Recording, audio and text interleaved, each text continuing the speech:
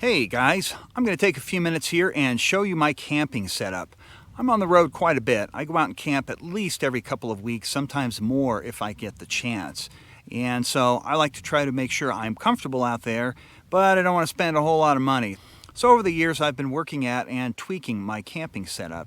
And recently I've gotten things dialed in pretty good, and I figured I would share that with all you guys. If you're planning to get out and camping and you'd like some inspiration or see how it's done, I'll kind of go through this.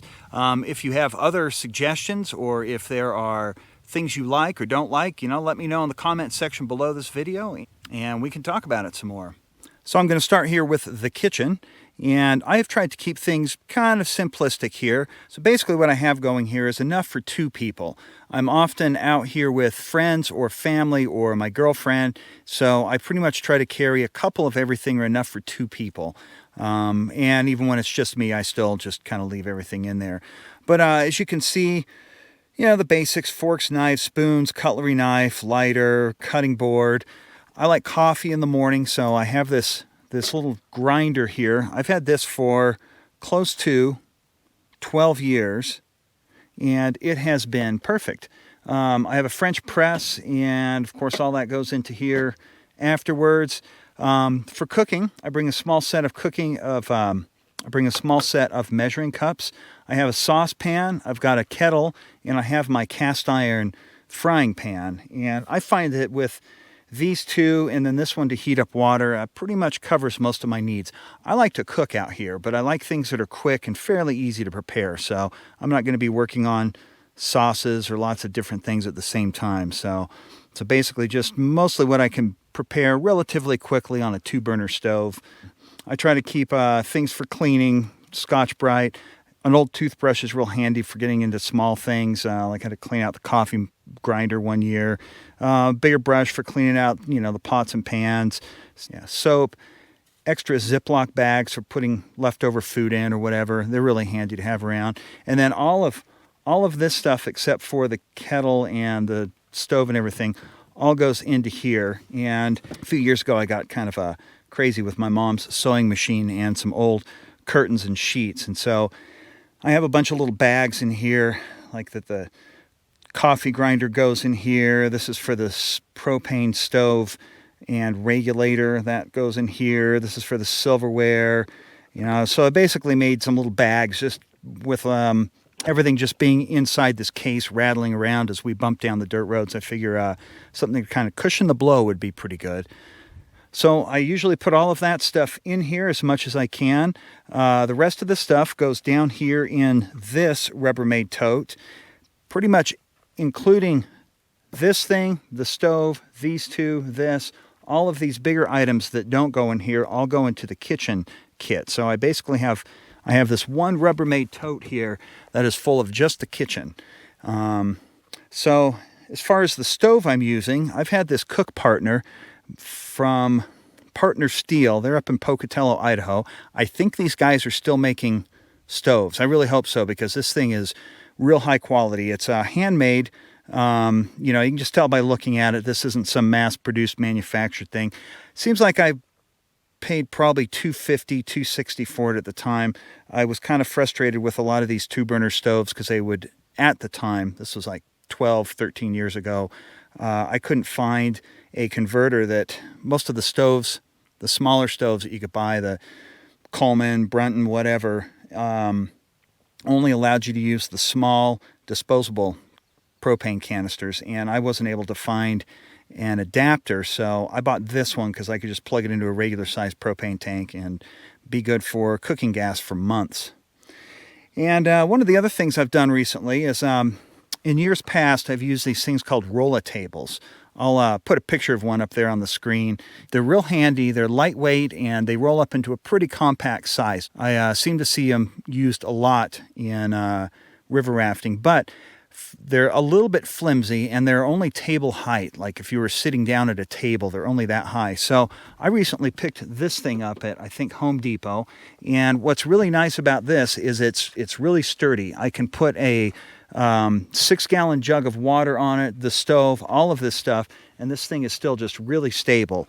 One of the things I really like about it is the adjustability. You can have this table height, you can have it even shorter, or you can have it counter height, which is how I have it right here. It's comfortable to work at. You know, it's kind of like you're at home working at your stove or your counter. So it puts everything at a really comfortable level. Also is high enough to keep, you know, sniffing dog noses and tongues from, you know, getting too crazy, because you got to watch out for that sometimes out here.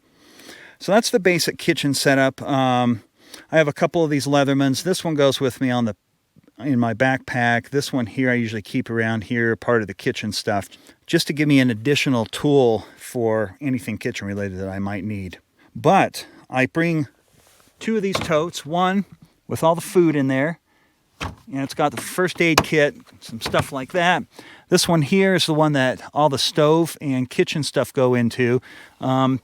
This is just empty. I have a bunch of these Rubbermaid containers.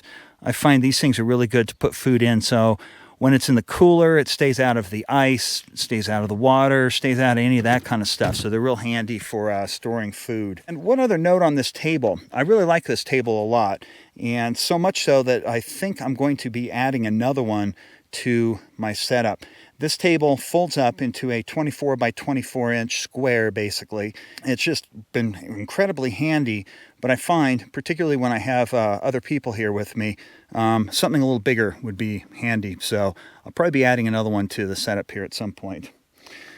Then that brings us over to the cooler. This is an Orca 58 quart. This is relatively new. I've had it for about 3 weeks now. Today is about day 10 that has actually been out in the field. That is, I've been using it or relying on it to keep things cool. I'm going to probably do a more in-depth breakdown of what I think about this cooler after I've used it for a little bit longer.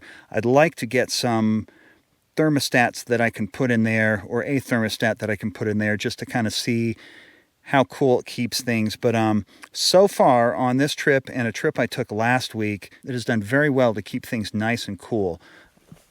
Usually what I do is I will take these half-gallon milk jugs, and I will fill 4 of them up with water and freeze them up, and then put those in here to keep it nice and cool. But so far this thing works really well. I've been very happy with it.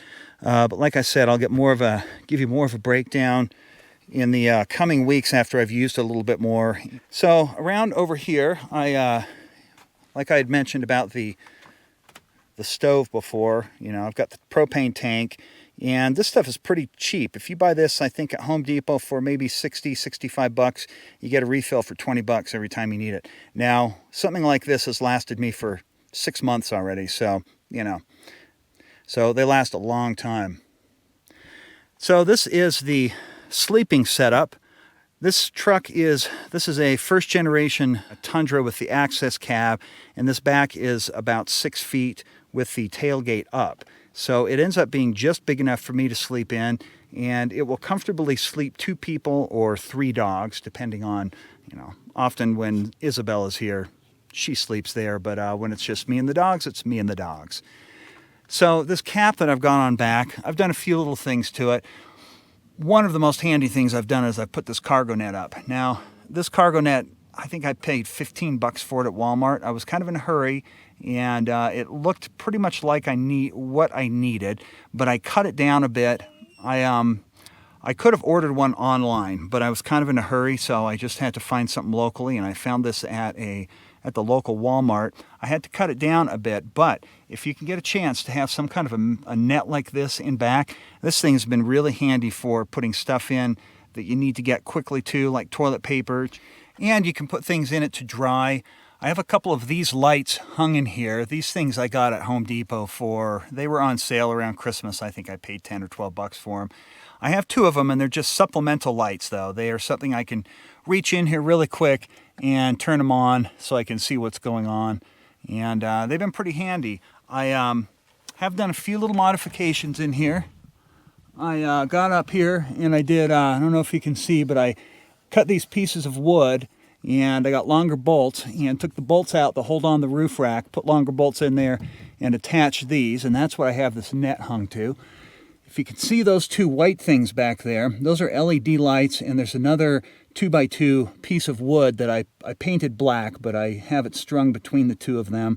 I've got hooks on it so you can hang stuff, and so that works out real nice. You can sit in there, and you've got plenty of light for reading, look on the computer, doing whatever kind of stuff you need to do. So it's pretty handy, and there's of course one for each side. This pad I'm sleeping on, I think that was also something I found at Home Depot. You can find a lot of pretty inexpensive basic camping stuff there. You know, just look around and be a little creative and you'll be able to save yourself some money. So the last thing I'm going to talk about, some of you have seen this in my last couple of videos. So some of my dogs, as I've mentioned, are kind of old. There's Jenny, who's 14 to maybe 17. It's hard to say, but she has kind of a tough time getting around as she's gotten older. And a couple of my other dogs, they're not as spry as they used to be to where they could jump up into the truck. So I built this thing a couple of weeks ago, and basically I was able to build it out of just scrap wood I found in my mom's garage. But this thing easily folds up. It's got hinges on it, and it folds this way, so you can fold it in half and store it in the truck for transportation. I keep it out here so the puppies can get in and out at will easily. So it's worked out pretty good. They seem to have gotten used to it, and it saves my back having to lift them in and out. So anyway, that is my basic camp setup. I'm going to be, of course, always modifying and changing some things. I have a few other ideas I'm going to be implementing here in the coming weeks to make things a little bit more streamlined for cooking. I've got some camping trips planned where I've got friends and family coming, so I need to make sure I have things set up so I can prepare food for a few people other than just two.